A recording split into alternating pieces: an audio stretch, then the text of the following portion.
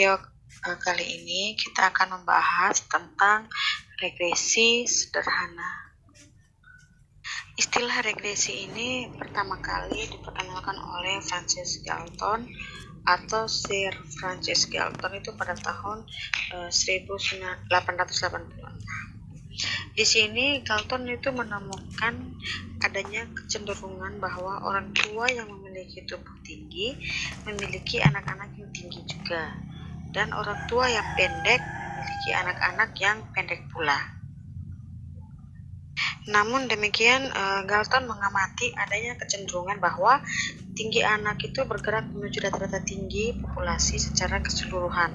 Jadi dengan kata lain, ketinggian anak yang amat tinggi atau orang tua yang amat pendek cenderung bergerak ke arah rata-rata tinggi populasi. Nah, inilah yang kita sebut dengan hukum Galton. Jadi hukum Galton ini mengenai tentang regresi universal.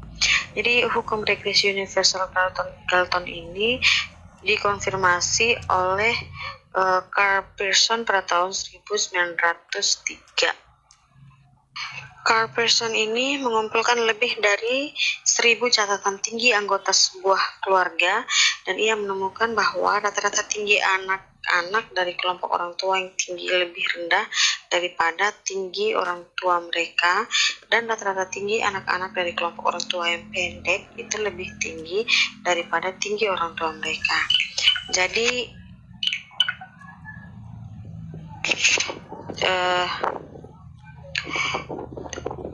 dengan meregres, anak-anak tinggi dan pendek menuju rata-rata tinggi semua orang.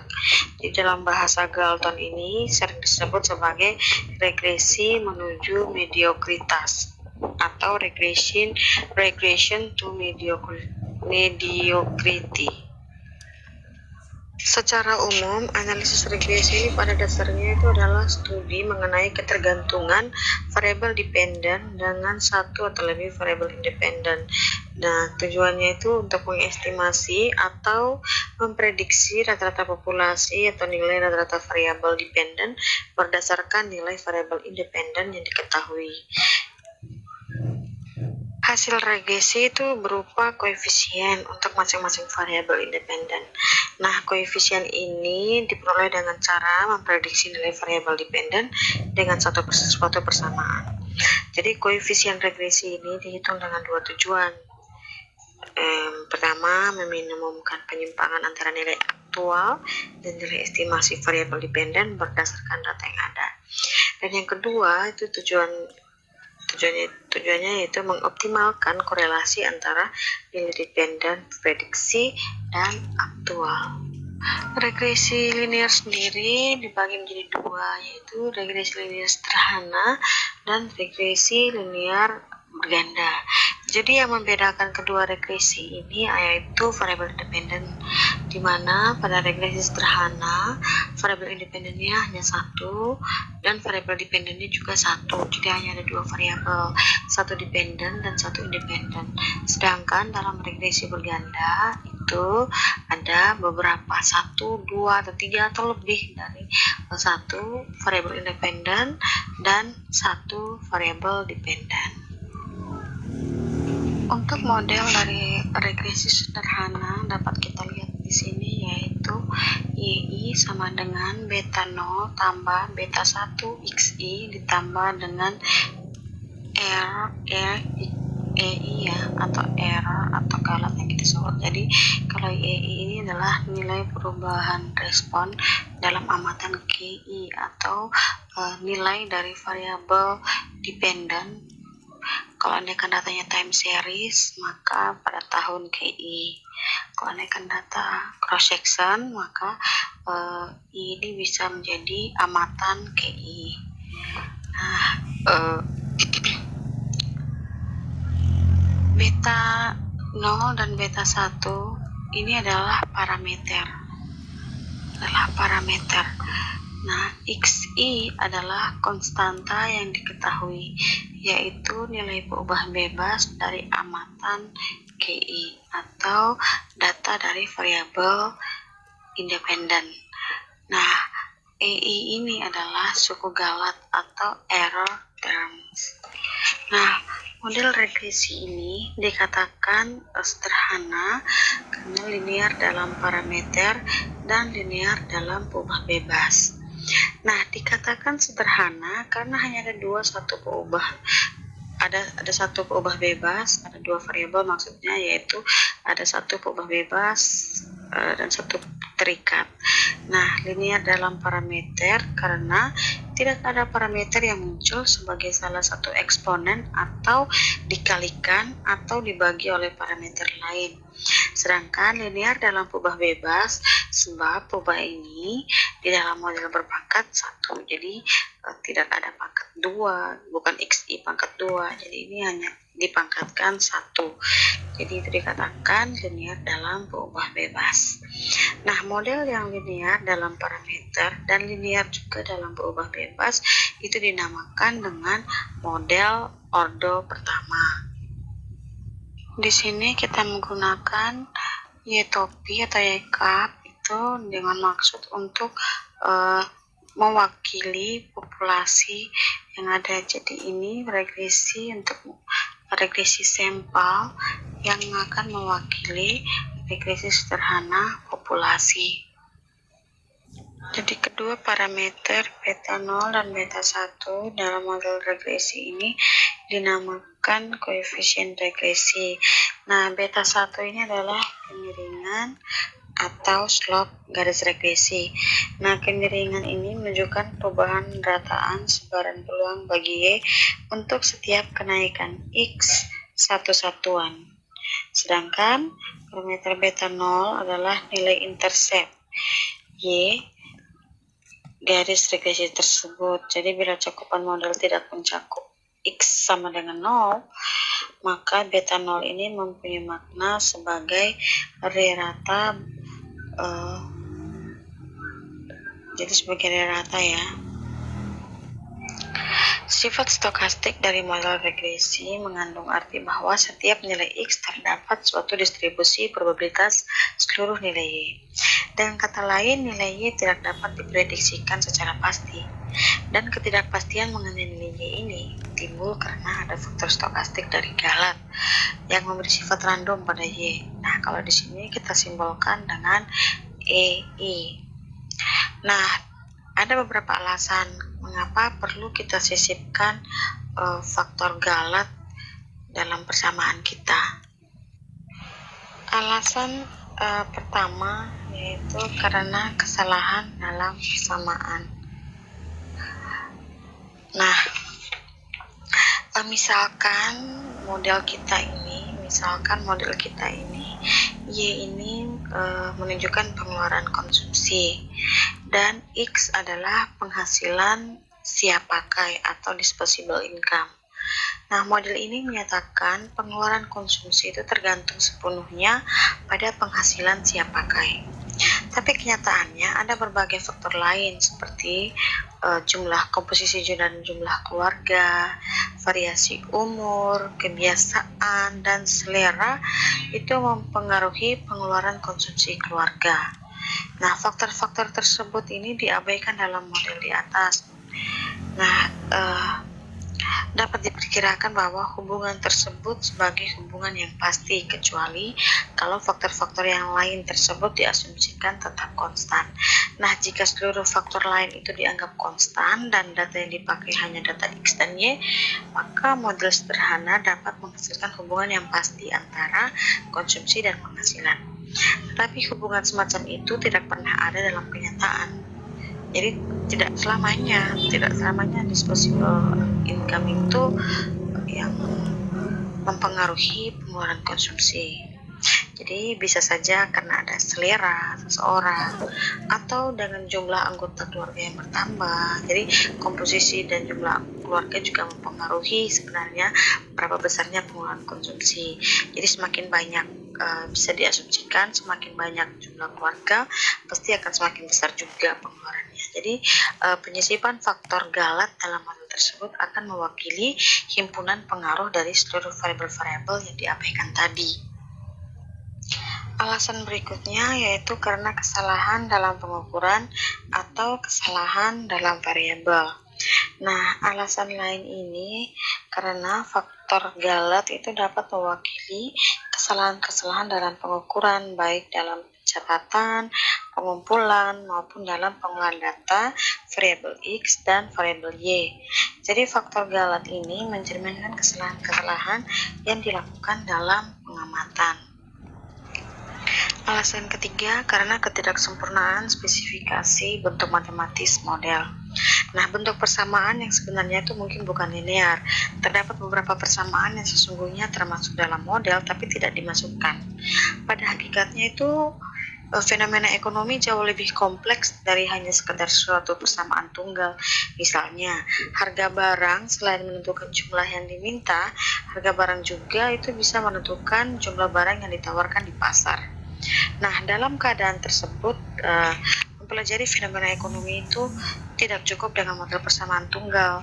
Faktor Galat dapat menampung kesalahan, yaitu kesalahan karena ketidaksempurnaan spesifikasi bentuk model atau kesalahan yang berkaitan dengan jumlah persamaan model. Alasan keempat, karena agregasi. Nah, seringkali yang kita gunakan itu adalah data agregat, contohnya konsumsi agregat, penghasilan agregat. Nah, data-data ini diperoleh dengan menjumlahkan besaran-besaran individual yang memiliki perilaku tidak sama dengan perilaku besaran agregat. Nah, agregasi data tersebut menimbulkan kesalahan dalam hubungan antar variabel. Nah, agregasi tersebut itu biasanya berupa agregasi linear waktu, agregasi spasial, agregasi silang waktu atau cross section, dan sebagainya. Jadi dalam pembuatan model itu semaksimal mungkin memasukkan variabel-variabel penjelas ke dalam model sebagai variabel-variabel yang terpisah. Sedangkan sisanya itu diperuntukkan sebagai variabel gangguan atau variabel Galat. Nah, penyisipan Galat atau E1 tadi ke dalam model merupakan cara untuk memasukkan variabel yang berpengaruh namun sukar untuk dipisahkan. Jadi pengeluaran konsumsi Y yang variabel terikat tadi tidak hanya tergantung pada penghasilan siap pakai X, tetapi juga sejumlah faktor penyebab-penyebab lainnya dalam bentuk stochastic disturbance atau gangguan stokastik atau Galat. Maka distribusi probabilitas Y dan sifat-sifatnya ditentukan oleh nilai X, dan distribusi probabilitas Galat untuk melakukan spesifikasi model harus diperhatikan 3 hal, yaitu bentuk matematis hubungan antar variabel, terus distribusi probabilitas faktor Galat, dan hakikat nilai-nilai variabel penjelas atau variabel bebas.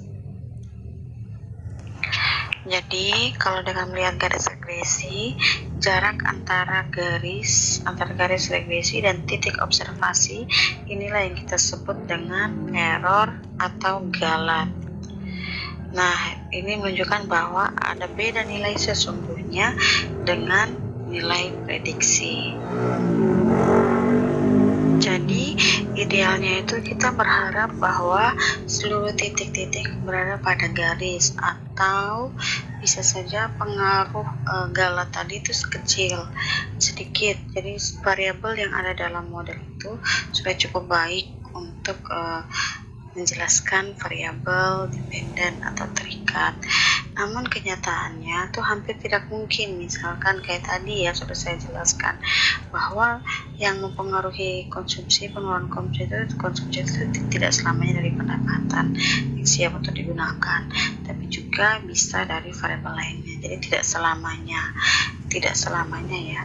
Maka apa sih solusinya? Nah, solusinya adalah kita akan mencari garis dengan error yang paling kecil. Kalau andaikan semakin kecil Galat atau errornya, maka akan semakin bagus variabel yang ada dalam model tersebut. Nah, bagaimana teknik yang akan kita gunakan? Yaitu kita akan menggunakan teknik estimasi, yaitu ordinary least square atau OLS atau metode kuadrat terkecil.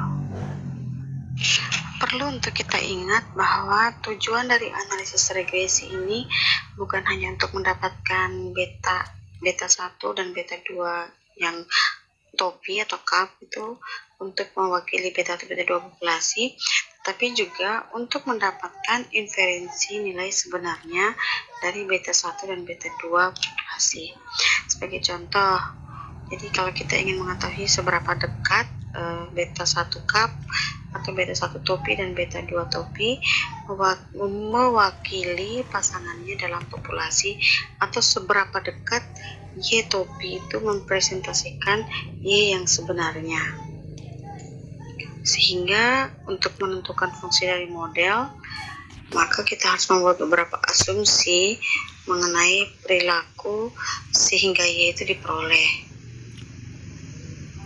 Nah, ada beberapa asumsi yang akan digunakan menurut model Gaussian atau model standar atau CLRM, itu yang menjadi titik acuan sebagian besar dari teori ekonometrika, yaitu memiliki 7 asumsi. Yang pertama yaitu model regresi harus linear dalam parameternya. Jadi sudah seperti yang kita katakan pada awal tadi, persamaannya harus, model regresi itu harus linear dalam parameter. Asumsi kedua yaitu nilai X selalu tetap atau nilai X yang independen terhadap faktor galat atau kesalahannya, error terms. Nilai regresor X selalu dianggap tetap dalam pengambilan sampel yang berulang atau pengambilan sampel sejalan dengan pengumpulan variabel Y yang disebut dengan regresor stokastik. Nah, yang asumsi ketiga yaitu nilai rata nol dari faktor galat untuk setiap nilai X tertentu. Jadi nilai error itu harus sama dengan 0. Asumsi keempat, varian untuk masing-masing error term itu harus konstan. Asumsi kelima, tidak terjadi autokorelasi. Asumsi keenam, jumlah observasi N harus lebih besar dari jumlah parameter yang akan diestimasi. Dan asumsi ketujuh yaitu nilai X dari sampel tertentu tidak selalu harus sama.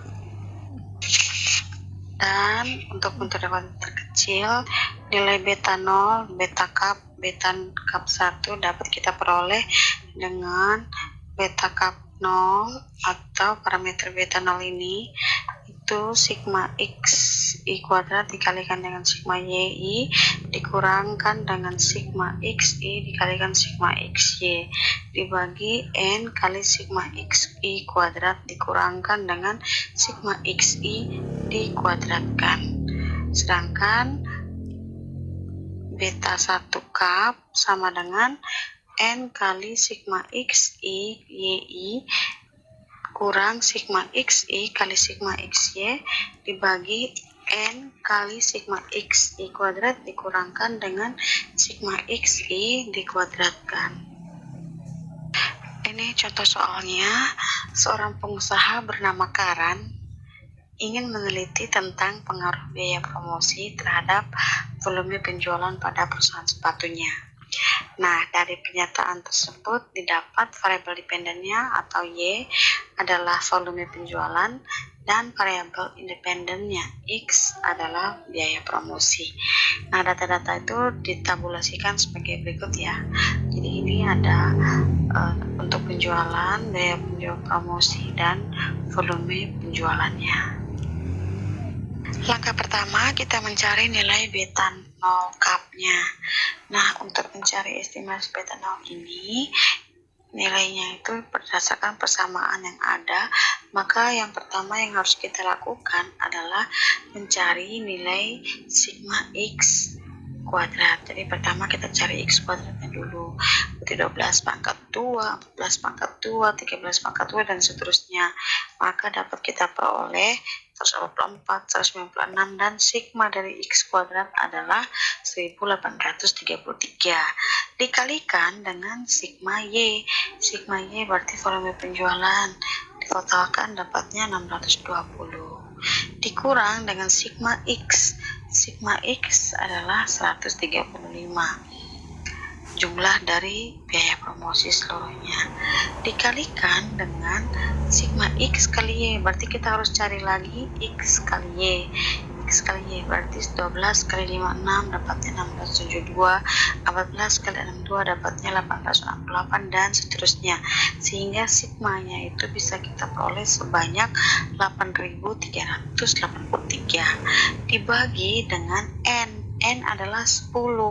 Total observasi kita ada 10, berarti N nya 10 dikalikan dengan sigma X kuadrat. Sigma X kuadrat 1833 dikurang dengan sigma X dikuadratkan, berarti sigma X nya adalah 135 dikuadratkan, sehingga hasilnya adalah 1.136.460 dikurang dengan 1.131.705 dibagi 18.330 kurang 18.225. Hasil yang diperoleh adalah beta 0 cupnya yaitu 45,28571. Berikutnya kita mencari nilai dari beta 1 cup. Nah, berdasarkan persamaan yang ada, maka kita akan mengalihkan masih menggunakan tabel yang sama, yaitu N nya 10 dikalikan dengan sigma XY 8383 dikurangkan dengan sigma X 135 yang dikalikan dengan sigma Y 620 dibagi dengan N10 kali sigma X dikuadratkan 1833 kurang sigma XI yang dikuadratkan 135 pangkat 2, sehingga didapat hasilnya adalah 130 bagi 105 yaitu 1,238.